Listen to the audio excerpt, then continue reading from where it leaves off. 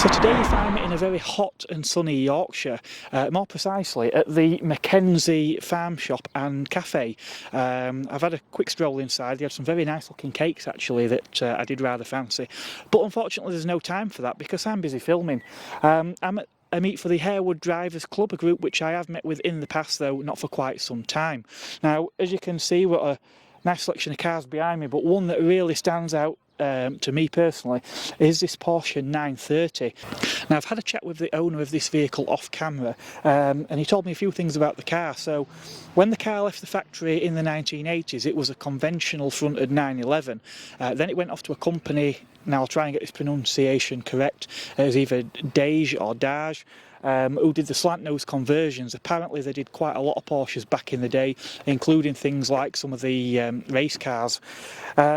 Now in addition to those pop-up lights at the front, we've also got a wide body conversion here, so we've got bigger wheel arches, we've also got the LE style louvers just ahead of the wheels there as well. We've also got some side skirts on the car as well. Of course we have got the obligatory 911 whale tail, because any white 911 in the 80s, well, it just didn't look right without one of these, did it? This particular one also benefits from a really nice sort of deep burgundy leather interior with this white piping. I think that looks fantastic and it really works well with this exterior body colour as well. Another interesting addition on this particular car are these period magnesium wheels as well. Presumably they will have been done around the time that the car had the rest of the body conversion. Of course the 930 isn't the only Porsche here, in fact there are several Porsches here today, but HDC do have quite a varied mix of cars within the group, so things like the Subaru Impreza STI, BMW Z4M, certainly plenty to go at. Now purely by happy coincidence we seem to have stumbled into what has become a French section. Weren't organised this way, but that's just the way the cars ended up lining up. So Renault Clio RS Mark IV, my very own Megane Coupe of course. Now this Peugeot 208 GTI is a car I've actually seen within Harewood Drivers Club before at some of their events. This has actually got the same engine in as the Minis and as the DS3 which I owned a number of years ago. Now the Prince engine is quite infamous actually. From a driver's point of view they're fantastic. I mean they pull really low down and they'll pull cleanly all the way to about 7,000 RPM. Downside to these engines, well, they did get a bit of a reputation, I think predominantly down to quite a weak skinny timing chain. So if you do own one of these cars, as I say, great fun, but do make sure you keep on top of things like your oil changes and timing chains, because if you don't, well, you could live to regret it. Quite common these days at many of the events to see a Mark II Renault Sport Megane RS. In fact, a lot of people, when I mention that I've got a Mark I, these Mark IIs are the car that a lot of younger people in particular think of as being the start of the Megane lineage. Nissan Cube, yeah, quite an unusual car. As far as I'm aware, now I'm no expert, but I believe we didn't actually get these in the UK officially imported. If you know different, do let me know in the comments, I'd be quite interested to know. But yeah, really quite an unusual looking car. Especially in the fact that they're not symmetrical from the back, so as I say, really unusual. There is quite a lot of variety in the vehicles here. Abarth 595C Turismo here behind me. Then we jump to a Lexus GSF. Now I don't think I've actually seen a GSF up close previously. Quite an impressive looking vehicle. Sadly I want to try and do a few more interviews and actually get a more detailed look into some of these vehicles, but because everyone's inside enjoying the breakfast in the cafe, and I'm on quite a tight schedule today, so I might not be able to make that possible. And just to prove you don't need a powerful car to attend the Harewood Drivers Club, here we've got a Fiat Seicento, this particular one obviously being the Abarth model as well. Still, as far as I'm aware, only use the 1100cc engine like the Sporting, so again, not a particularly powerful car, but apparently great fun, and they do seem quite popular. I've actually seen someone having a good look around this car already this morning.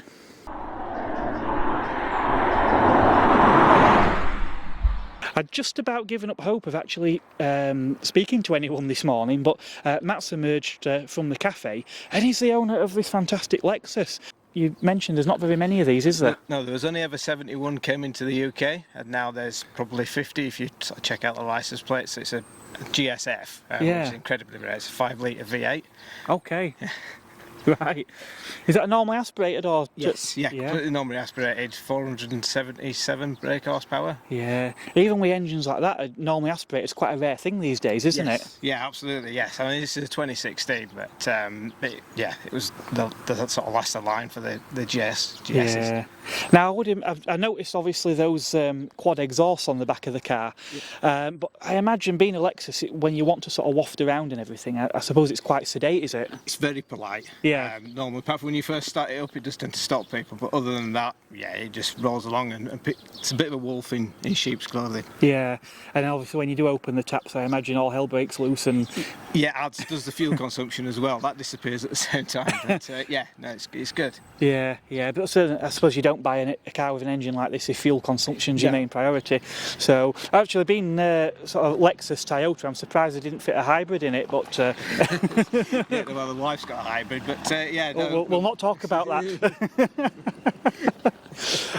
Yeah, so other than obviously this engine, what else really marks this out from the standard models? Well, all the I think probably just about everything once you sort of get into it. So the wheel sizes, the brakes are massive, and yeah, all the seats are heated and cooled, and it's completely different when you get inside it to a standard GS. Right. So it's quite different. The headlights are different.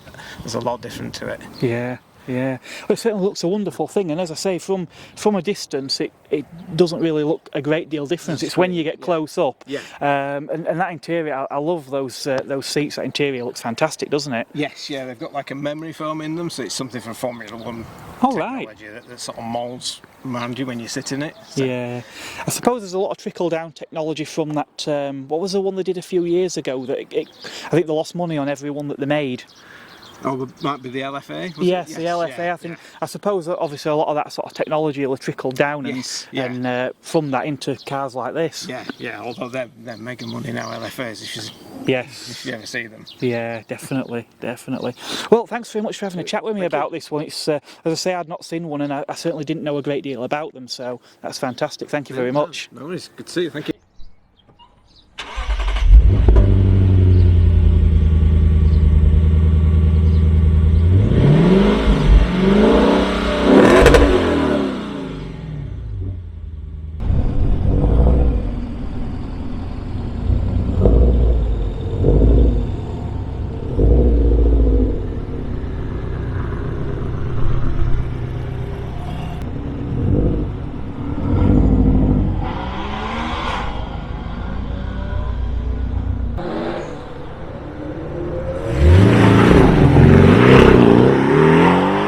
Now, as always, I did want to try and include plenty of owner interviews in today's video.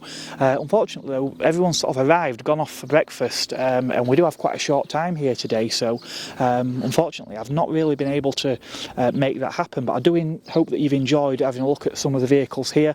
I will actually leave a link in the video description to the Harewood Drivers Club Facebook group, so if you do want to pop on over there, have a look, maybe join, perhaps attend one of the future events, by all means do have a look at that. Will be some more videos coming along. I've got a couple of events booked already.